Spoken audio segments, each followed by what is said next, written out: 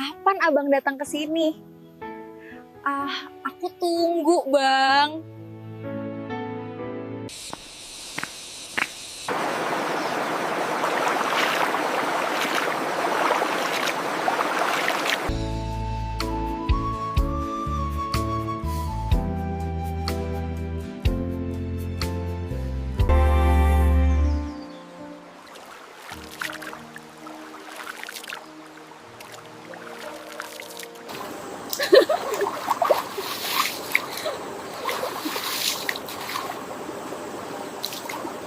Aku selalu mengira hidupku akan biasa-biasa saja.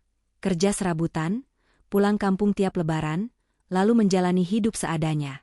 Sampai malam itu, malam ketika seorang janda dari kampung terpencil menyeretku masuk rumahnya, dan setelah itu semuanya berubah brutal. Bukan brutal yang melanggar batas, tapi brutal dalam cara dia menatapku, bicara padaku, memperlakukan aku seolah aku, laki-laki terakhir yang tersisa di dunia ini.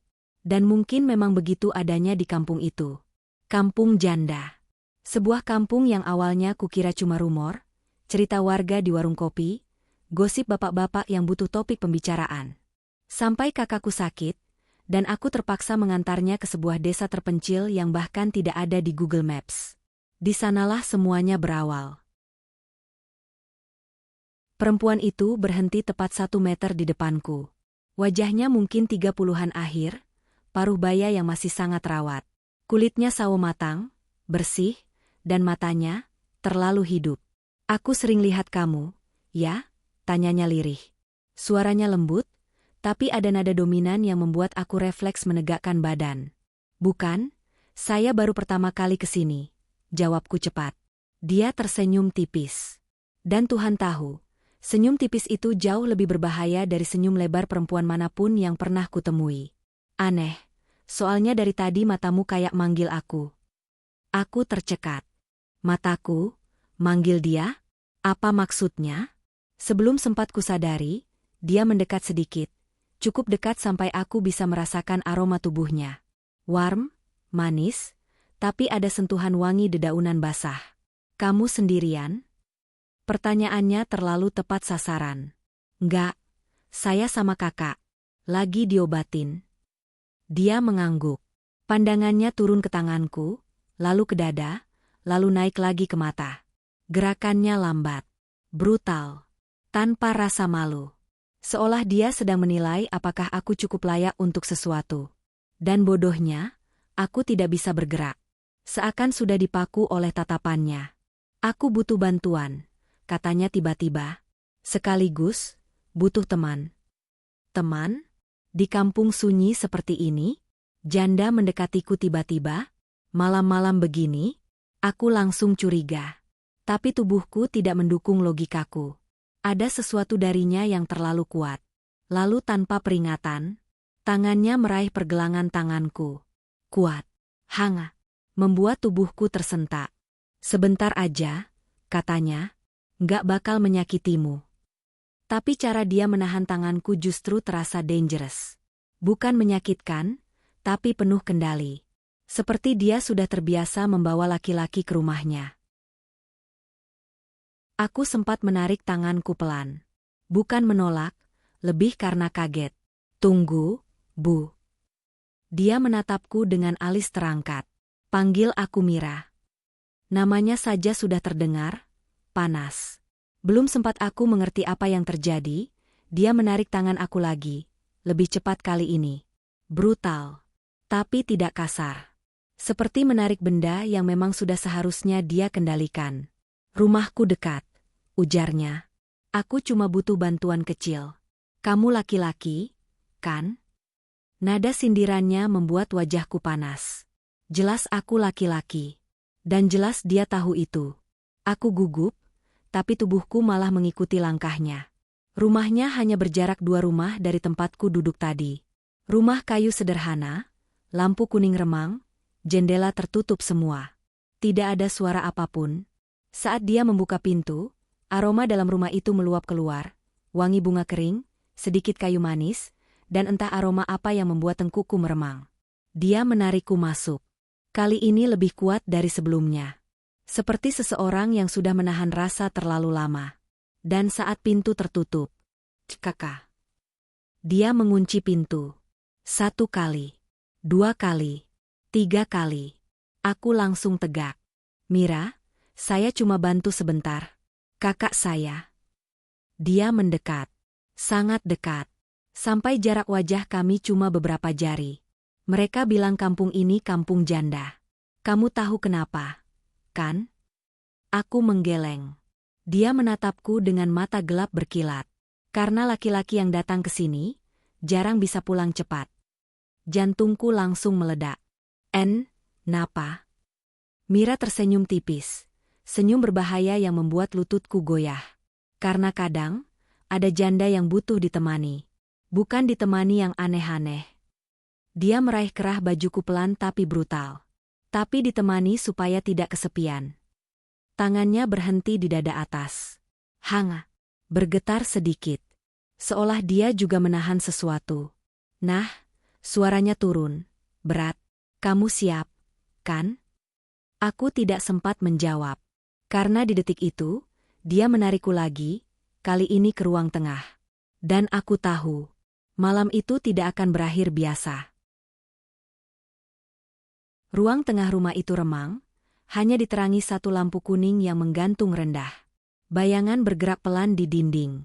Suasananya terlalu tenang, terlalu intim untuk seorang wanita yang baru saja menyeretku dari luar. Aku menelan ludah. Suaraku tercekat. Mira, kamu sebenarnya mau apa? Dia tidak langsung menjawab. Dia berjalan pelan mengitari aku, seperti macan betina mengelilingi mangsanya. Gerakannya mengalun tapi kuat. Setiap langkah terhitung, setiap gerakan penuh maksud. Saat dia berhenti di belakangku, aku bisa merasakan napasnya menyentuh leherku. Tenang.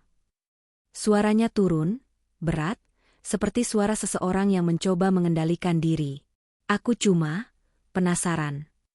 Penasaran? Penasaran tentang apa? Aku lihat kamu dari jauh. Lanjutnya, caramu duduk, caramu menatap, caramu nahan gugup waktu aku dekati. Sederhana, tapi bikin aku ingin tahu lebih. Dia menyentuh bahuku, awalannya ringan. Tapi dalam hitungan detik, genggamannya berubah lebih kuat. Tangannya bergetar sedikit. Di kampung ini, katanya pelan, jarang ada laki-laki lewat. Dan kalaupun ada, mereka itu tidak menarik. Dia bergerak ke samping, lalu berhenti tepat di depan wajahku. Senyumannya kecil, seperti sedang menahan sesuatu yang lebih besar. Sedangkan kamu. Dia mengangkat daguku dengan 2 jarinya. Kamu ini tipe yang gampang bikin janda-janda di sini nggak bisa tidur. Aku tersedak napas. Kenapa bicara begitu? Dia mengerling. Kamu tahu kenapa? Untuk pertama kalinya, aku berani menatap Mira lebih lama. Dan jujur, itu kesalahan. Bukan karena hal buruk, tapi karena matanya terlalu intens, terlalu hidup, terlalu memerintah. Sekali aku masuk ke dalam tatapannya, rasanya sulit keluar. Matanya seperti mata seseorang yang sudah terlalu lama menahan rasa. Mira, suaraku melemah. Kalau kamu cuma butuh ditemani ngobrol, ya saya bisa. Dia tertawa lirih. Bukan tawa menggoda, tapi tawa pendek yang menandakan, aku tahu kamu bohong. Ngobrol? Katanya sambil mendekat lagi. Kalau aku cuma mau ngobrol, aku nggak bakal menarikmu masuk rumah. Aku bisa panggil tetangga. Bisa panggil siapapun. Dia menunduk sedikit. Wajahnya hanya beberapa sentimeter dari wajahku. Tapi aku mau kamu. De. Suara jantungku sendiri terasa seperti memukul rongga dada. Kenapa saya? Tanyaku akhirnya. Dia menghela napas dalam, hampir seperti menahan diri. Karena kamu laki-laki kampung yang terlalu polos, tapi terlalu berbahaya buat ditatap lama-lama. Aku buru-buru memalingkan wajah. Terlambat. Dia tahu aku mulai goyah. Dia langkah maju 1 langkah. Aku langkah mundur 1 langkah. Sampai punggungku menyentuh dinding. Dia tidak berhenti. Mira meletakkan 1 tangannya di dinding, tepat di samping kepalaku. Posisi itu membuatku terkunci di antara tubuhnya dan dinding. Aku bisa mencium aroma rambutnya, wangi melati dan kayu basah. "Kenapa kamu mundur?" Suaranya pelan. "Refleks," jawabku cepat. "Tapi kamu nggak nolak, kan?" Aku menggigit bibir. "Aku nggak tahu." Dia menatapku tajam, seolah membaca semua pikiran yang berusaha kutahan. "Kamu takut?" Senyumannya muncul lagi, tipis, berbahaya. "Sedikit." "Takut aku apa takut sama perasaanmu sendiri?" Aku diam. Karena aku tidak punya jawaban. Mira mendekat pelan. Sangat pelan. Jarak kami bahkan tidak tersisa. Napasku mulai memburu, bukan karena takut, tapi karena terlalu banyak sensasi yang datang sekaligus. Dia menurunkan tangannya, menyentuh pinggangku, hanya sebentar, tapi cukup membuat lututku kehilangan tenaga. "Lihat," katanya lirih. "Tubuhmu yang menjawab, bukan mulutmu." Aku menutup mata, mencoba menguasai diri. "Mira, tolong, aku bukan orang yang..." Tiba-tiba, dia menggenggam kerah bajuku dan menariknya sedikit ke atas. Brutal, tapi terkendali. Cukup keras untuk membuatku terhenti, tapi tidak menyakitkan. "Kamu ini lucu kalau gugup," katanya. "Dan semakin kamu gugup, semakin aku pengen dekat." Di luar rumah, terdengar suara angin menabrak dedaunan. Tapi di dalam, semua terasa terlalu panas. Mira menggeser rambutnya ke belakang, lalu menatapku dengan cara yang membuatku sulit bernapas. "Aku sudah lama sendirian," bisiknya, "dan kamu datang ke kampung ini di malam yang salah, atau malam yang tepat." Aku tidak bisa bergerak. Tubuhku seperti dipaku oleh energi yang keluar dari dirinya. "Kalau kamu mau pergi," katanya, "aku nggak akan paksa." Jantungku memukul dadaku lebih keras. Tapi dia mendekat lagi, menahan pinggangku dengan telapak tangannya. "Kalau kamu mau tinggal sebentar saja, aku bisa pastikan kamu nggak bakal nyesel." Aku mengangkat wajah, mencoba membaca maksudnya. Tapi tatapan Mira terlalu kompleks. Campuran kesepian, keberanian, dan kebutuhan untuk merasa ditemani. "Kenapa aku?" bisikku. Dia meremas pinggangku pelan, sebuah tekanan yang membuatku terdiam. "Karena dari kepala sampai ujung kaki, kamu kelihatan seperti laki-laki yang bisa bikin malam ini berbeda." Aku kehabisan kata. Nafasku tersengal halus. Mira mendekat lagi, lebih dekat dari semua jarak sebelumnya. Dahi kami hampir bersentuhan. "Jadi, kamu mau apa?" Suaranya turun seperti bisikan rahasia. Aku menelan ludah. "Nggak tahu." Dia tersenyum lagi. Dan senyum itu mematikan pertahanan terakhirku. "Kalau gitu," katanya, perlahan, "biar aku yang tahu untuk kamu." Mulutku terbuka sedikit, antara shock, gugup, dan rasa lain yang tak bisa kusebutkan. "Sekarang." Tangan Mira naik ke dadaku. Diam. Aku pegang kendalinya. Dan di detik itu, suara klik dari pintu terdengar lagi. Dia memutar kunci satu tingkat, lebih rapat. "Supaya nggak ada yang ganggu," katanya. Jantungku langsung runtuh. Angin malam itu terasa berbeda. Bukan sekadar dingin, tapi ada sensasi getir yang merayap ke kulit, seperti ada yang mengamatiku dari balik pepohonan.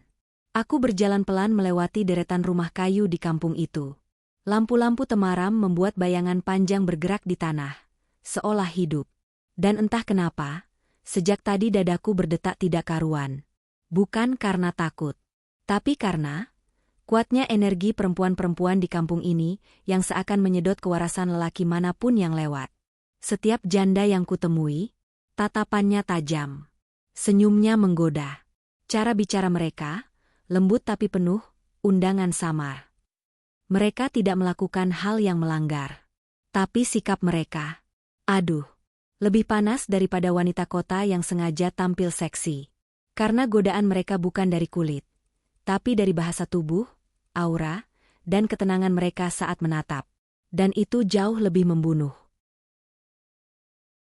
Aku baru melangkah beberapa meter ketika seorang janda muda keluar dari teras rumahnya, membawa kendi air. Kerudungnya setengah melorot, rambutnya sedikit basah, wajahnya bercahaya kena lampu kuning. "Mas, capek jalan?" Suaranya lembut, tapi nadanya, itu nada yang bisa bikin lutut pria gemetar. Aku hanya mengangguk. Dia tersenyum miring, tatapan yang jelas bukan tatapan biasa. "Kalau haus, masuk aja. Airnya seger." Nada double meaningnya tidak bisa disembunyikan. Bukan hal melanggar. Tapi atmosfernya, ya Tuhan. "Terima kasih, Mbak," jawabku buru-buru. Dia tertawa kecil. Tertawa yang terlalu manis untuk jam segini. Di sini jarang ada pria. Kalau ada satu lewat, ya pasti jadi perhatian. Kalimat itu menusuk. Dia bicara santai, tapi vibesnya pedas. Sangat pedas. Aku berjalan lagi, tapi makin lama kampung itu terasa makin hidup. Dari jendela-jendela terbuka, aku melihat bayangan perempuan menyisir rambut. Ada yang sedang menjemur kain tipis di malam hari, entah kenapa. Ada yang hanya berdiri menatap jalan, seakan menungguku lewat. Dan setiap kali mataku bertemu mata mereka, mereka tidak mengalihkan pandangan. Tidak ada yang berkata kasar. Tidak ada tindakan vulgar. Tapi cara mereka memandang, brutal, intens, menelan. Seolah-olah pria adalah makhluk langka yang harus dipelajari dari ujung rambut sampai kaki. Aku berhenti saat ada janda parubaya berdiri di depan rumah, membawa sapu. "Mas dari luar kampung, ya?" "Iya, Bu. Mau numpang lewat aja." Dia mendekat 2 langkah. Aman, sopan. Tapi caranya berdiri terlalu dekat, membuat suaranya seperti berbisik di dada. "Hati-hati, Mas, kalau jalan malam-malam. Di sini." Dia menatapku lama. Senyumnya tipis, hampir tidak terlihat. Janda-jandanya lembut, tapi kalau sudah suka, ya suka. Aku merinding. Bukan takut, tapi karena jujur. Cara bicara mereka terlalu jujur dan menggoda. Brutal, tapi sopan. Pedas, tapi halus. Dan aku tidak tahu harus bagaimana. Sambil jalan, aku sadar sesuatu. Banyak pintu rumah terbuka sedikit, seperti sengaja diintipkan. Ada suara sendok, suara perempuan tertawa pelan, suara sandal menyeret. Seolah semua sedang bersiap, menunggu sesuatu, atau menunggu seseorang. Aku, atau pria manapun yang melintas. Sampai akhirnya aku tiba di ujung kampung. Sepi. Tidak ada rumah lagi, hanya kebun singkong dan pepohonan besar. Aku menarik napas panjang. Tapi sebelum aku bisa melanjutkan langkah, "Mas." Aku menoleh pelan. Dan di sana, berdiri seorang janda muda. Rambut panjang, wajah kalem, baju sederhana, tapi aura keibuannya mencengkeram dengan kuat. Dia tidak mendekat. Dia hanya berdiri, memeluk tangannya sendiri. "Mas kayaknya tersesat," katanya. Aku menggeleng.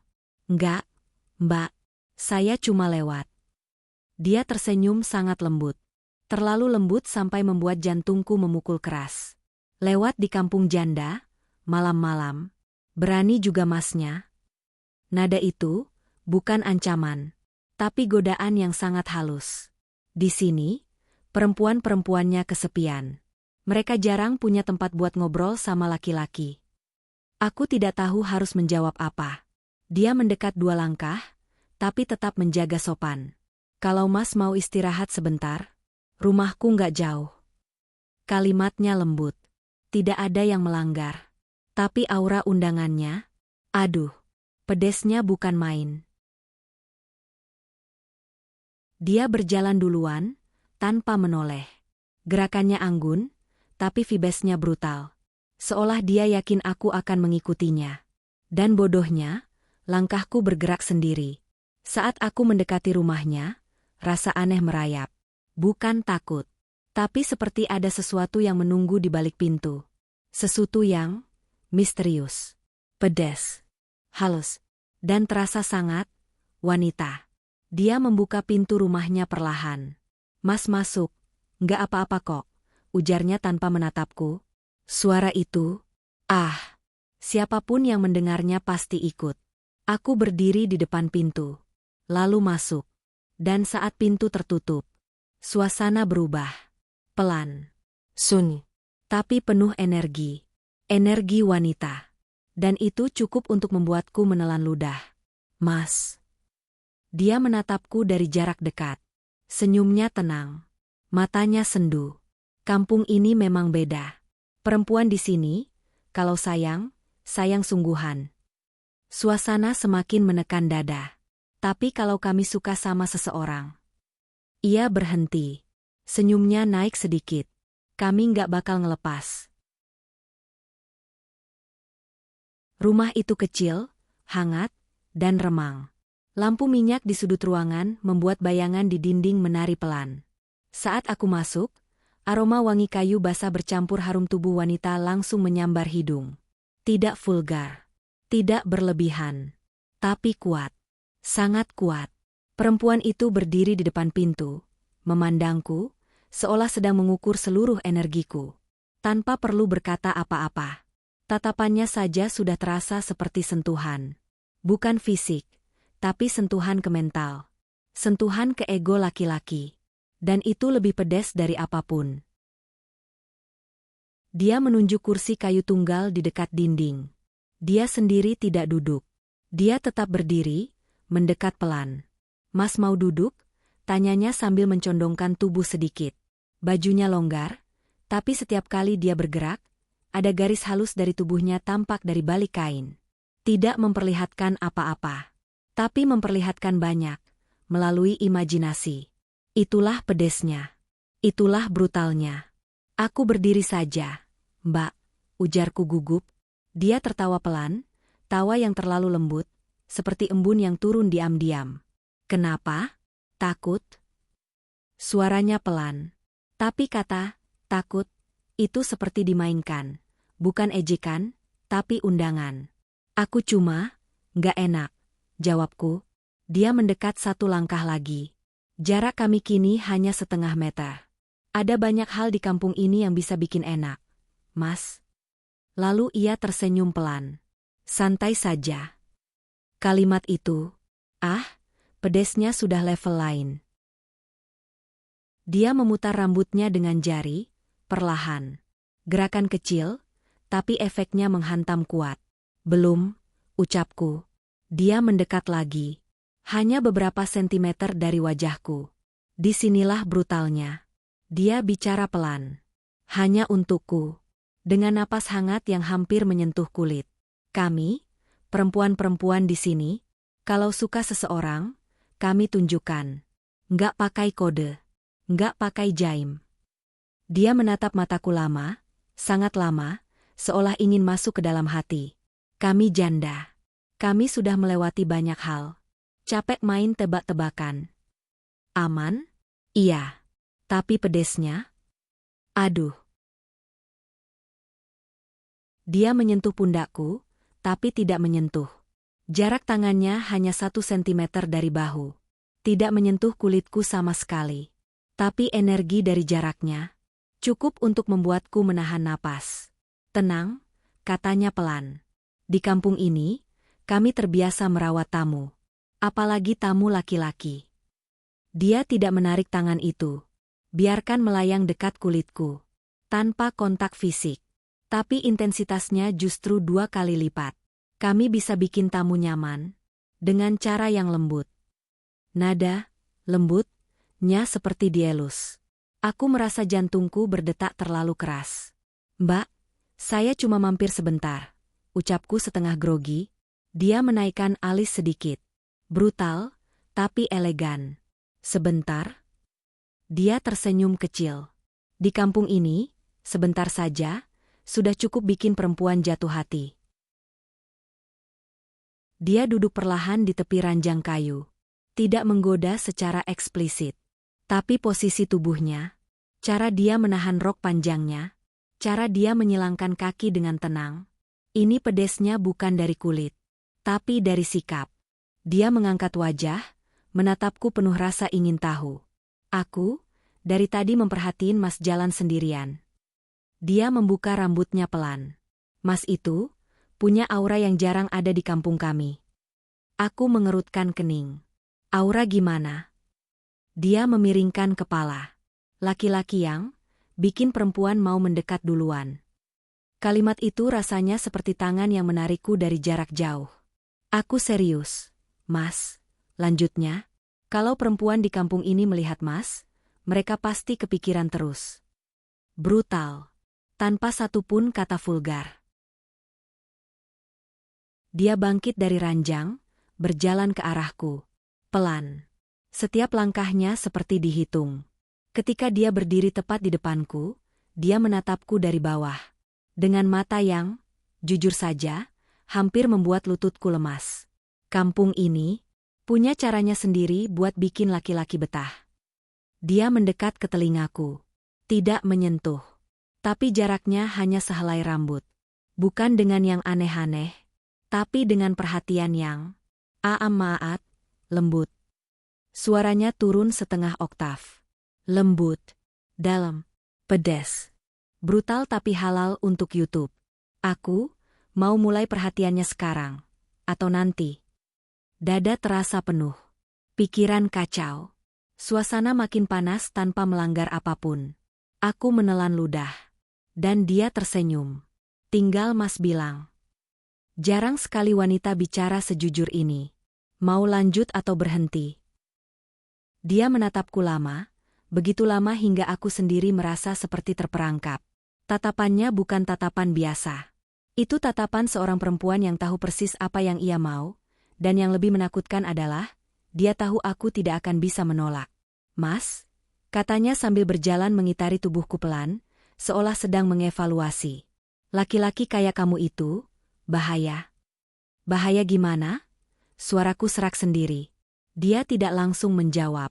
Dia berhenti di belakangku, dan suara napasnya terasa di tengkuku. Bukan menyentuh.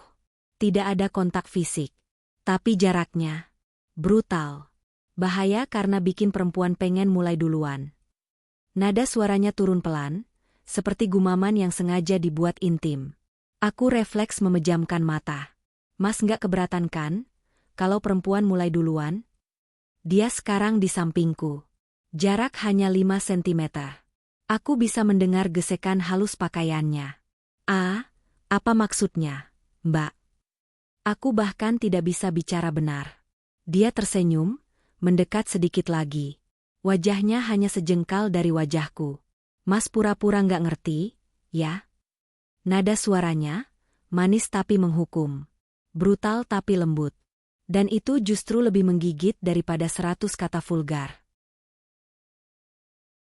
Dia menelusuri udara di depan dadaku dengan jarinya.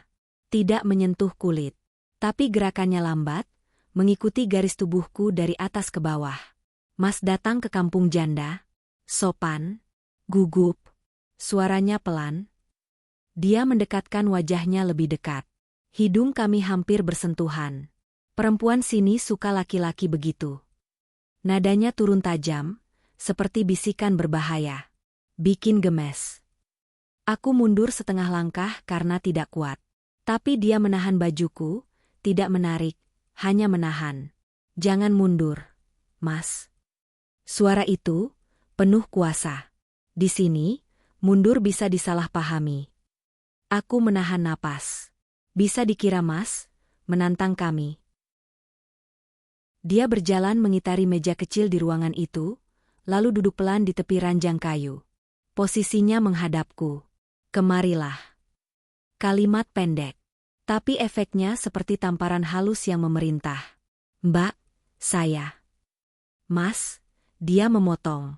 Kampung ini bukan tempat buat pura-pura kuat. Dia menepuk ruang kosong di sebelahnya. Tidak keras, tapi tegas. Senyumnya samar dan menggoda, namun matanya, mata seseorang yang memegang kendali. Kemarilah. Nadanya lebih lembut dari sebelumnya. Tapi justru karena itu, lebih brutal. Aku berjalan mendekat tanpa sadar. Bagus, katanya pelan. Nada puasnya tidak disembunyikan. Saat aku duduk, dia mencondongkan tubuh. Tangannya terangkat. dan berhenti tepat 2 sentimeter dari pipiku. Tidak menyentuh. Justru itu yang membuat jantungku meledak. Perempuan janda, yang lama hidup sendiri. Dia memainkan udara di sekitar wajahku. Nggak butuh laki-laki yang agresif. Dia menatap bibirku. Lama. Diam. Mengerikan. Panas. Kami suka laki-laki yang lemah kalau dihadapi perempuan. Senyumnya makin nakal. Lemah, tapi bukan pengecut. Aku menelan ludah keras. Mas tipe itu. Dia mendekat lagi, jarak tinggal sehembusan napas. Dan itu, bikin kami susah tidur. Kalimat itu menusuk dada. Pertanyaannya sederhana.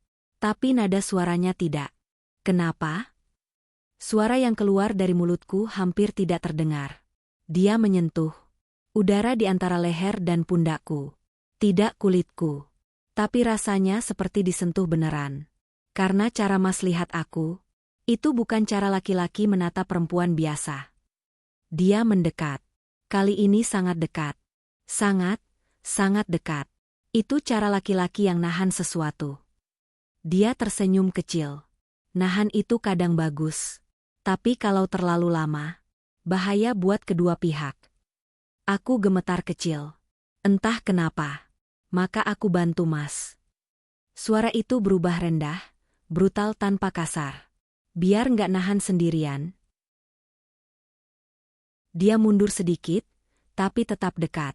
Matanya menempel di mataku. Jujur apa? Dia menghela napas panjang, seolah menahan sabar. Mas sejak tadi lihat aku terus. Bukan tuduhan. Bukan marah. Ini observasi brutal seorang perempuan yang tahu efeknya. Aku bukan marah. Dia menaikkan daguku dengan ujung jarinya, tanpa menyentuh. Hanya mengangkat udara di bawahnya. Aku suka. Kalimat itu seperti api yang dilempar ke bensin. Mas lihat aku seperti perempuan. Dia mendekatkan bibirnya sangat dekat ke telingaku. Yang Mas takuti, tapi Mas mau. Aku hampir kehilangan akal. Nah. Napasnya menggelitik kulitku. Itu yang bikin perempuan kampung ini gila.